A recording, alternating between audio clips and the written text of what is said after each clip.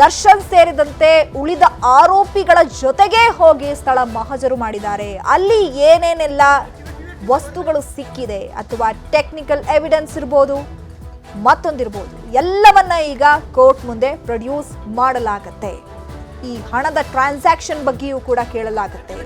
ಅಥವಾ ಯಾರು ಈ 30 ಲಕ್ಷವನ್ನ ಡೀಲ್ ಮಾಡಿದ್ರು, ಅಥವಾ ಈ ಪ್ರಕರಣದಲ್ಲಿ ದರ್ಶನ್ ಪಾತ್ರ ಅಥವಾ ಪವಿತ್ರ ಅವರ ಪಾತ್ರ ಯಾವ ರೀತಿ ಇದೆ, ಅಥವಾ ಮಾಫಿ ಸಾಕ್ಷಿಯಾಗಿ ಮಾತ್ರ ಈಗ ಕನ್ಸಿಡರ್ ಮಾಡ್ತಾರ ನ್ಯಾಯಮೂರ್ತಿಗಳು ಅನ್ನುವಂಥದ್ದು ಇಲ್ಲಿ ಯಕ್ಷ ಪ್ರಶ್ನೆ ಆಗುತ್ತೆ. ಅಂಡ್ ಮೋರ್ ಓವರ್ ಈಗ FIR ಏನೋ ಹಾಕಿದೆ, ಪೊಲೀಸರು ವಿಚಾರಣೆ ಮಾಡ್ತಿದ್ದಾರೆ, ಇನ್ನು ಚಾರ್ಜ್ ಶೀಟ್ ಸಲ್ಲಿಕೆ ಮಾಡಬೇಕು.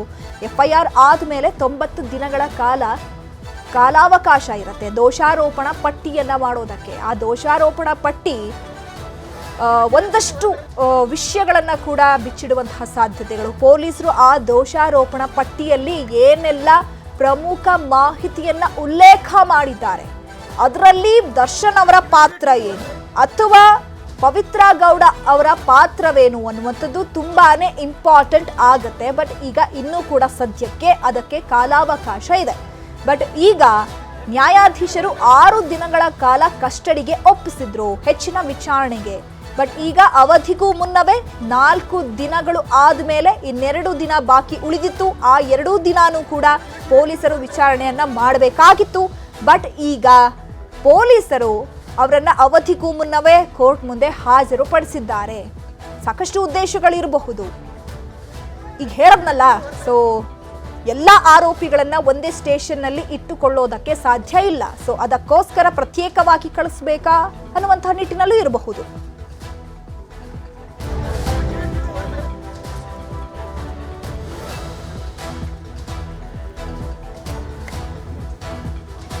ಸೊ ಈಗ ಸಿಕ್ಕಿರುವಂತಹ ಮಾಹಿತಿ ಪ್ರಕಾರ ಇವತ್ತು ಸ್ಯಾಟರ್ಡೆ, ಸೊ ಕೋರ್ಟ್ ಮುಂದೆ ಇವಾಗ ಆರೋಪಿಗಳನ್ನ ಹಾಜರುಪಡಿಸಿದ್ದಾರೆ. ನಾಳೆ ಸಂಡೇ ಆಗಿರೋದ್ರಿಂದ ಯಾವುದೇ ಕೆಲಸ ಕಾರ್ಯಗಳು ಆಗೋಲ್ಲ. ಸೋಮವಾರ ಬಕ್ರೀದ್ ಇದೆ, ಸೊ ಅವತ್ತು ಸಹ ರಜೆ ಇರೋದ್ರಿಂದ ಈಗ ನೇರವಾಗಿ ಆರೋಪಿಗಳನ್ನ ಕೋರ್ಟ್ಗೆ ಹಾಜರುಪಡಿಸಲಾಗುತ್ತೆ. ಸೊ ಸಾಕಷ್ಟು ಜನಕ್ಕೆ ಒಂದಷ್ಟು ಕನ್ಫ್ಯೂಷನ್ಸ್ ಇರ್ಬೋದು. 6 ದಿನಗಳ ಕಾಲ ಕಸ್ಟಡಿ ಕೊಟ್ಟು ಯಾಕೆ ಇವರು 4 ದಿನಗಳ ಮುಂಚೆಯೇ ಕರ್ಕೊಂಡು ಬಂದಿದ್ದಾರೆ ಅಂತ ಹೇಳಿ. So this is the reason. So ನಾಳೆ ಸಂಡೇ ಇದೆ, ಸೋಮವಾರ ಬಕ್ರೀದ್ ಇದೆ, 2 ದಿನಗಳ ಕಾಲ ರಜೆ ಇರೋದ್ರಿಂದ ಇವತ್ತೇ ಆರೋಪಿಗಳನ್ನ ಕೋರ್ಟ್ಗೆ ಹಾಜರುಪಡಿಸಲಾಗುತ್ತೆ. ಬಟ್ ಈಗ ಕೋರ್ಟ್ಗೆ ಹಾಜರುಪಡಿಸಿದ ನಂತರ ಏನೆಲ್ಲ ಬೆಳವಣಿಗೆ ಆಗಬಹುದು? ಅವರು ಜೈಲಿಗೆ ಹೋಗ್ತಾರಾ, ಅಥವಾ ಅವರು ಪರಪ್ಪನ ಅಗ್ರಹಾರಕ್ಕೆ ಹೋಗ್ತಾರಾ, ಅಥವಾ ಹೆಚ್ಚಿನ ವಿಚಾರಣೆಗೆ ಅಂತ ಹೇಳಿ ಮತ್ತೆ ಅವರನ್ನ ಕಸ್ಟಡಿಗೆ ನೀಡ್ತಾರಾ ಅನ್ನುವಂಥದ್ದು ಇನ್ನೇನು ಕೆಲವೇ ಕ್ಷಣಗಳಲ್ಲಿ ಗೊತ್ತಾಗುತ್ತೆ.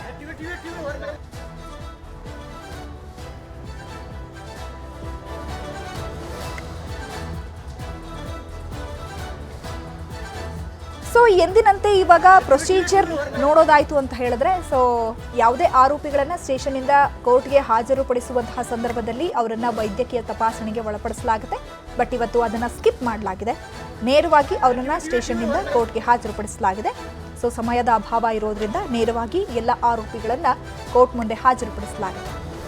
ಪ್ರಮುಖ 2 ಗೇಟ್ಗಳಲ್ಲೂ ಕೂಡ ಈಗ ಖಾಕಿ ನಿಯೋಜನೆ ಮಾಡಿರುವಂಥದ್ದು. ಯಾವುದೇ ಅಹಿತಕರ ಘಟನೆ ನಡೀಬಾರದು ಅನ್ನುವಂಥ ನಿಟ್ಟಿನಲ್ಲಿ ಅದೇ ರೀತಿಯಾಗಿ ಬಹಳ ಸೇಫ್ ಆಗಿ ದರ್ಶನ್, ಪವಿತ್ರ ಹಾಗೆ ಉಳಿದಂತಹ ಆರೋಪಿಗಳನ್ನ ಕೋರ್ಟ್ ಮುಂದೆ ಹಾಜರುಪಡಿಸಿದ್ದಾರೆ ಪೊಲೀಸರು. ತಮ್ಮ ಕಡೆಯಿಂದ ಏನೆಲ್ಲ ಎವಿಡೆನ್ಸ್ಗಳನ್ನ ಕೊಡಬೇಕು, ಟೆಕ್ನಿಕಲ್ ಎವಿಡೆನ್ಸ್ ಇರಬಹುದು ಅಥವಾ ಸಾಕ್ಷಿಗಳಿರಬಹುದು, ಎಲ್ಲವನ್ನ ಈಗ ಕೋರ್ಟ್ ಮುಂದೆ ಪ್ರೊಡ್ಯೂಸ್ ಮಾಡ್ತಾರೆ. ಪ್ರೊಡ್ಯೂಸ್ ಮಾಡಿದ ಬಳಿಕ ಯಾವ ರೀತಿಯಾಗಿ ನ್ಯಾಯಾಧೀಶರು ತೀರ್ಪನ್ನ ಕೊಡ್ತಾರೆ. ಈಗ ಕೋರ್ಟ್ನಲ್ಲಿ ಪವಿತ್ರ ಗೌಡ ಕಣ್ಣೀರು ಹಾಕ್ತಾ ಇದ್ದಾರಂತೆ. ಈಗ ಆಗ್ಬಾರ್ದಾಗಿತ್ತು ಅಂತ ಹೇಳಿ ಮರುಕವನ್ನು ವ್ಯಕ್ತಪಡಿಸ್ತಿದ್ದಾರಂತೆ, ಕಣ್ಣೀರನ್ನ ಹಾಕ್ತಿದ್ದಾರಂತೆ. ಅಫ್ಕೋರ್ಸ್ ಇಷ್ಟೆಲ್ಲ ಆದಮೇಲೆ ಅನ್ಸುತ್ತಲ್ವಾ. ಸೊ ಈಗ ಕೋರ್ಟಲ್ಲಿ ಅವರು ಕಣ್ಣೀರನ್ನ ಹಾಕ್ತಿದ್ದಾರಂತೆ. ಈ ಬಗ್ಗೆ ಮತ್ತಷ್ಟು ಮಾಹಿತಿಯನ್ನ ಕೊಡ್ತಾರೆ ನಮ್ಮ ಪ್ರತಿನಿಧಿ ಆಶಿಕ್ ಮುಲ್ಕಿ. ಫೋನ್ ಸಂಪರ್ಕದಲ್ಲಿ ಜಾಯ್ನ್ ಆಗಿದ್ದಾರೆ. ಆಶಿಕ್ ಮುಲ್ಕಿ, ಫೈನಲಿ ಈಗ ದರ್ಶನ್ ಅಂಡ್ ಗ್ಯಾಂಗ್ ಅನ್ನ ಕೋರ್ಟ್ ಮುಂದೆ ಹಾಜರುಪಡಿಸಲಾಗಿದೆ. ಸದ್ಯಕ್ಕಲ್ಲಿ ಏನ್ ನಡೀತಾ ಇದೆ, ಏನೆಲ್ಲ ಅಪ್ಡೇಟ್ ಸಿಗ್ತಾ ಇದೆ ಆಶಿಕ್? ಚೈತ್ರ, ಈಗಷ್ಟೇ ರೇಣುಕಾಸ್ವಾಮಿ ಹತ್ಯೆ ಪ್ರಕರಣಕ್ಕೆ ಸಂಬಂಧಪಟ್ಟಿರುವಂತೆ ವಿಚಾರಣೆ ಆರಂಭ ಆಗಿದೆ. ಈಗಷ್ಟೇ ಆರೋಪಿಗಳನ್ನ ಪೊಲೀಸರು ಬಹಳ ಬಂದೋಬಸ್ತ್ ನಲ್ಲಿ ಮ್ಯಾಜಿಸ್ಟ್ರೇಟ್ 24ನೇ ACMM ಕೋರ್ಟ್ ಮುಂದೆ ಹಾಜರುಪಡಿಸಿದ್ದಾರೆ. ಈಗ ದರ್ಶನ್ ಪರ ವಕೀಲರು ಅಂದ್ರೆ ಈ ಒಂದು ಹತ್ಯೆಯನ್ನ ಮಾಡಿದ್ದಾರೆ ಅನ್ನುವಂತ ಆರೋಪ ಹೊತ್ತಿರುವಂತ ಆರೋಪಿಗಳ ಪರ ವಕೀಲರು ಕೂಡ ಏನು ಕೋರ್ಟ್ ಹಾಲ್ಗೆ ಬಂದಿರುವಂತದ್ದು. ಇನ್ನೇನೋ ಕೆಲವೇ ಹೊತ್ತಿನಲ್ಲಿ ಇದರ ಒಂದು ಕ್ರಾಸಿಂಗ್ ಕೂಡ ನಡೆಯುತ್ತೆ. ಈಗ ಸದ್ಯಕ್ಕೆ ಪೊಲೀಸರು ತಾವು ಇದುವರೆಗೂ ಕೂಡ ಏನೋ ತನಿಖೆಯನ್ನ ಮಾಡಿ ಮಾಹಿತಿಗಳನ್ನ ಕಲೆ ಹಾಕೊಂಡಿದ್ರು, ಅದನ್ನ ಮಾನ್ಯ ನ್ಯಾಯಪೀಠದ ಮುಂದೆ ಏನು ವಿವರಣೆಯನ್ನ ಕೊಡ್ತಾ ಇರುವಂತದ್ದು. ನಾನು ಆಗ್ಲೇ ಹೇಳಿದೆ, ಅಂದ್ರೆ ಕಳೆದ ಒಂದು ವಾರದಲ್ಲಿ ಈ ಒಂದು ಆರೋಪಿಗಳನ್ನ ಇಟ್ಕೊಂಡು ಯಾವ ರೀತಿಯಾಗಿರುವಂತ ತನಿಖೆಗಳನ್ನ ಸಾಕ್ಷ್ಯಗಳನ್ನ ಪೊಲೀಸ್ ತಂಡ ತನಿಖಾ ತಂಡ ಸಂಗ್ರಹಿಸಿದ್ಯೋ ಅವೆಲ್ಲವನ್ನು ಕೂಡ ಮೊದಲನೇದಾಗಿ ನ್ಯಾಯಪೀಠದ ಮುಂದೆ ನ್ಯಾಯಾಧೀಶರ ಮುಂದೆ ಅವರು ವಿವರಣೆಯನ್ನ ಕೊಡ್ತಾರೆ. ಅದಾದ ಬಳಿಕ ಜಡ್ಜ್ ಅಂತಿಮವಾಗಿ ಏನು ಒಂದು ಆದೇಶವನ್ನ ಕೊಡುವಂಥದ್ದು. ಬಹುತೇಕ ಇವತ್ತಿನ ಒಂದು ವಾದ ವಿವಾದದ ಬಳಿಕ ಈ ಒಂದು ಪ್ರಕರಣಕ್ಕೆ ಸಂಬಂಧಪಟ್ಟಿರುವಂತ ನಟ ದರ್ಶನ್ ಸೇರಿದಂತೆ ಏನು ಪವಿತ್ರ ಗೌಡ ಒಟ್ಟಾರೆ 15 ಆರೋಪಿಗಳಿಗೂ ಕೂಡ ಒಂದು ಜೆಸಿ ಆಗ ಅಂದ್ರೆ ಜುಡಿಷಿಯಲ್ ಕಸ್ಟಡಿಗೆ ಕಳಿಸುವಂತ ಸಾಧ್ಯತೆಗಳೇ ಹೆಚ್ಚಿರುವಂತದ್ದು. ಸದ್ಯ ಈ ಒಂದು ಪ್ರಕರಣಕ್ಕೆ ಸಂಬಂಧಪಟ್ಟಿರುವ ಹಾಗೆ ಯಾವ ರೀತಿಯಾಗಿರುವಂತ ಒಂದು ತನಿಖೆ ನಡೆಯಿತು ಅನ್ನೋದ್ರ ಬಗ್ಗೆ ಕೂಡ ಖುದ್ದು ನ್ಯಾಯಾಧೀಶರು ಏಟು ಆರೋಪಿ ನಟ ದರ್ಶನ್, ಅದೇ ರೀತಿ ಆತನ ಸಹಚರರಾಗಿರುವಂತ A1 ಆರೋಪಿ ಪವಿತ್ರ ಗೌಡ ಅವರನ್ನ ಪ್ರಶ್ನೆ ಮಾಡ್ತಾ ಇರುವಂತದ್ದು. ಪೊಲೀಸರು ಯಾವ ರೀತಿಯಾಗಿ ನಿಮ್ಮನ್ನ ನಡೆಸ್ಕೊಂಡಿದ್ದಾರೆ, ಮತ್ತೆ ನಿಮ್ಮ ಆರೋಗ್ಯಗಳು ಆರೋಗ್ಯ ಯಾವ ರೀತಿಯಾಗಿದೆ ಅನ್ನೋದ್ರ ಬಗ್ಗೆ ಖುದ್ದು ನ್ಯಾಯಾಧೀಶರೇ ಆರೋಪಿಗಳಿಂದ ಏನು ಮಾಹಿತಿಯನ್ನ ಪಡೆದುಕೊಳ್ತಾ ಇರುವಂತದ್ದು. ಮತ್ತೆ ಆರೋಪಿಗಳ ಮೊಬೈಲ್ ಏನಿತ್ತು ಅದನ್ನು ಕೂಡ ಈಗಾಗಲೇ ಪೊಲೀಸರು ವಶಪಡಿಸಿಕೊಂಡಿರುವಂತದ್ದು. ಅದರಲ್ಲೂ ಕೂಡ ಸಾಕಷ್ಟು ಮಾಹಿತಿಗಳು ತನಿಖಾ ತಂಡ ಈಗಾಗಲೇ ರಿಟ್ರೀವ್ ಮಾಡ್ಕೊಂಡಿರುವಂತದ್ದು. ಮುಖ್ಯವಾಗಿ ಏನು CCTVಗಳು ಈ ಒಂದು ಪ್ರಕರಣದಲ್ಲಿ ಏನು ಸಾಂದರ್ಭಿಕ ಸಾಕ್ಷ್ಯಗಳು ಮತ್ತೆ ಟೆಕ್ನಿಕಲ್ ಎವಿಡೆನ್ಸ್ ಅಂದ್ರೆ ತಾಂತ್ರಿಕ ಸಾಕ್ಷ್ಯಗಳು ಇವೆರಡು ಪ್ರಮುಖ ಪಾತ್ರ ವಹಿಸುವಂತ ಸಾಧ್ಯತೆ ಹೆಚ್ಚು. ಹೀಗಾಗಿ ಎರಡು ಸಾಕ್ಷ್ಯನ ಏನು ತನಿಖಾ ತಂಡ ಕಲೆ ಹಾಕಿದೆ ಅದರ ಬಗ್ಗೆ ಪೊಲೀಸರು ನ್ಯಾಯಾಧೀಶರ ಮುಂದೆ ವಿವರಣೆಯನ್ನ ಏನು ಕೊಡ್ತಾ ಇರುವಂತದ್ದು. ಈಗಾಗಲೇ ಪೊಲೀಸರು ನ್ಯಾಯಾಧೀಶರಿಗೆ ಈ ಒಂದು ಆರೋಪಿಗಳ ಬಳಿ ಇದ್ದಂತ 15 ಮಂದಿ ಆರೋಪಿಗಳ ಬಳಿ ಇದ್ದಂತ ಮೊಬೈಲ್ ಅನ್ನ ಪಡೆದುಕೊಂಡು ಏನೋ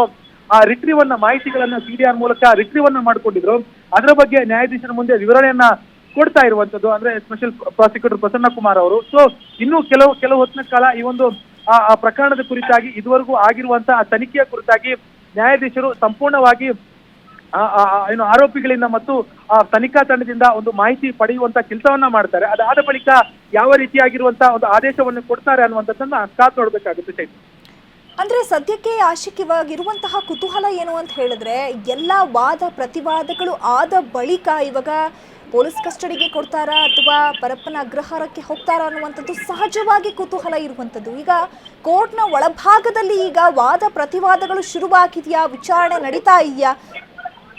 ಚೈತ್ರ, ಈಗಾಗಲೇ ಈ ಒಂದು ಪ್ರಕರಣಕ್ಕೆ ಚಿತ್ರದುರ್ಗದ ರೇಣುಕಾಸ್ವಾಮಿ ಹತ್ಯೆ ಪ್ರಕರಣಕ್ಕೆ ಸಂಬಂಧಪಟ್ಟಿರುವ ಹಾಗೆ ವಾದ ಏನು ಒಂದು ಕ್ರಾಸಿಂಗ್ ಕೂಡ ಶುರುವಾಗಿರುವಂತದ್ದು. ಈಗಾಗಲೇ ಆರೋಪಿಗಳನ್ನು ಕೂಡ ಅಂದ್ರೆ ಪ್ರಮುಖವಾಗಿ ಈ ಒಂದು ಪ್ರಕರಣದ A1 ಆರೋಪಿ ಆಗಿರುವಂತ ಪವಿತ್ರ ಗೌಡ ಮತ್ತು A2 ಆರೋಪಿ ಆಗಿರುವಂತ ನಟ ದರ್ಶನ್ ಇಬ್ಬರಲ್ಲೂ ಕೂಡ ಈಗಾಗಲೇ ನ್ಯಾಯಾಧೀಶರು ಮಾತನಾಡ್ತಿದ್ದಾರೆ. ಯಾವ ರೀತಿಯಾಗಿರುವಂತ ಏನಾದ್ರೂ ಸಮಸ್ಯೆ ಆಯ್ತಾ ಪೊಲೀಸ್ ಕಸ್ಟಡಿಯಲ್ಲಿ ಇದ್ದಾಗ ಅನ್ನೋದ್ರ ಬಗ್ಗೆ ಖುದ್ದು ಮಾಹಿತಿಯನ್ನ ಪಡೆದುಕೊಂಡ್ರು. ಅದಾದ ಬಳಿಕ ತನಿಖಾ ತಂಡ ಇದುವರೆಗೂ ಕೂಡ ಕಳೆದ ಒಂದು ವಾರಗಳಲ್ಲಿ ಈ ಒಂದು ಆರೋಪಿಗಳನ್ನ ತಮ್ಮ ಕಸ್ಟಡಿಗೆ ತೆಗೆದುಕೊಂಡು ಬಳಿಕ ಯಾವೆಲ್ಲ ರೀತಿಯಾಗಿರುವಂತ ಸಾಕ್ಷ್ಯಗಳನ್ನ ಮತ್ತೆ ಯಾವ ರೀತಿಯಾಗಿ ತನಿಖೆಯನ್ನ ಮಾಡಿದ್ರು ಅದರ ಬಗ್ಗೆ ವಿವರಣೆಯನ್ನ ಕೇಳ್ತಾ ಇರುವಂತದ್ದು. ಮುಖ್ಯವಾಗಿ ಪೊಲೀಸರು ಅಂದ್ರೆ ಸ್ಪೆಷಲ್ ಪ್ರಾಸಿಕ್ಯೂಟರ್ ಪೊಲೀಸರ ಪರ ವಕೀಲ ಸ್ಪೆಷಲ್ ಪ್ರಾಸಿಕ್ಯೂಟರ್ ಪ್ರಸನ್ನ ಕುಮಾರ್ ಅವರು ಇದೀಗ ಒಂದಿಷ್ಟು ವಿವರಣೆಯನ್ನ ನ್ಯಾಯಾಧೀಶರಿಗೆ ಕೊಡ್ತಾ ಇರುವಂತದ್ದು. ಮುಖ್ಯವಾಗಿ ಪೊಲೀಸರು ಏನು ಈ ಒಂದು ಆರೋಪಿಗಳಿಂದ ವಾಹನವನ್ನ ಸೀಸ್ ಮಾಡಿಕೊಂಡ್ರು, ಈ ಒಂದು ಏನು ಕೊಲೆಯಾಗಿರುವಂತ ರೇಣುಕಾಸ್ವಾಮಿಯ ಶವವನ್ನ ಮೃತ ಶರೀರವನ್ನ ಸಾಗಿಸೋದಕ್ಕೆ ಏನು ಒಂದು ವಾಹನವನ್ನ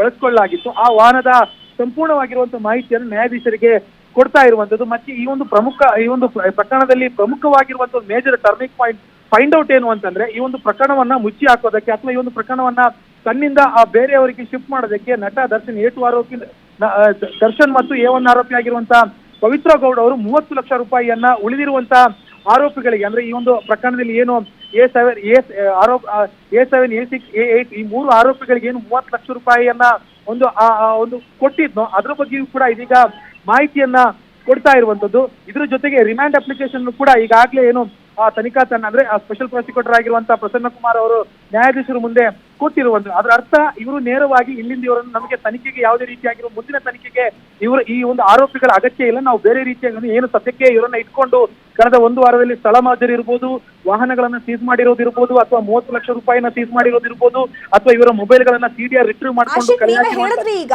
ರಿಮ್ಯಾಂಡ್ ಅಪ್ಲಿಕೇಶನ್ ಅನ್ನ ಕೂಡ ಸಬ್ಮಿಟ್ ಮಾಡಲಾಗುತ್ತೆ ಅಂತ ಹೇಳಿ, ಪ್ರಮುಖವಾಗಿ ಈ ರಿಮ್ಯಾಂಡ್ ಅಪ್ಲಿಕೇಶನ್ ಅಲ್ಲಿ ಏನೆಲ್ಲ ಅಂಶಗಳನ್ನ ಉಲ್ಲೇಖ ಮಾಡಿದ್ದಾರೆ ಪೊಲೀಸರು? ಚೈತ್ರ, ರಿಮ್ಯಾಂಡ್ ಅಪ್ಲಿಕೇಶನ್ ಅನ್ನ ಕೊಡುವಂತದ್ದು ಆ ಪೊಲೀಸರು ಸಹಜವಾಗಿ ಒಂದು ಹಂತದ ಅಂದ್ರೆ ಪ್ರಾಥಮಿಕವಾಗಿ ಆ ಆರೋಪಿಗಳನ್ನ ಇಟ್ಕೊಂಡು ಒಂದು ಸ್ಥಳ ಮಹಜರು ಇರ್ಬೋದು ಅಥವಾ ಇದುವರೆಗೂ ಕೂಡ ಕಲೆ ಹಾಕಿರುವಂತಹ ಮಾಹಿತಿಗಳನ್ನ ಮುಂದಿನ ಉನ್ನತ ತನಿಖೆಗೆ ಒಳಪಡಿಸೋದಕ್ಕೆ ಆರೋಪಿಗಳ ಅಗತ್ಯ ಇರೋದಿಲ್ಲ ಪೊಲೀಸರಿಗೆ. ಕನ್ನಡಿಗರ ಮೆಚ್ಚಿನ ನಿಮ್ಮ ನ್ಯೂಸ್ 18 ಕನ್ನಡ ಈಗ ವಾಟ್ಸ್ಆಪ್ನಲ್ಲಿಯೂ ಲಭ್ಯ. ಕರ್ನಾಟಕ ಮತ್ತು ದೇಶ ವಿದೇಶದ 360 ಡಿಗ್ರಿ ಸುದ್ದಿ ವಿವರವನ್ನ ನೀವು ನಿಮ್ಮ ಕೈ ಬೆರಳುಗಳಲ್ಲಿಯೇ ಪಡೆಯೋದಿಕ್ಕೆ ಈ QR ಕೋಡ್ ಅನ್ನ ಸ್ಕ್ಯಾನ್ ಮಾಡಿ. ನಮ್ಮ ಚಾನೆಲ್ ಅನ್ನ ಫಾಲೋ ಮಾಡಿ, ನೋಟಿಫಿಕೇಶನ್ ಆನ್ ಮಾಡಿ.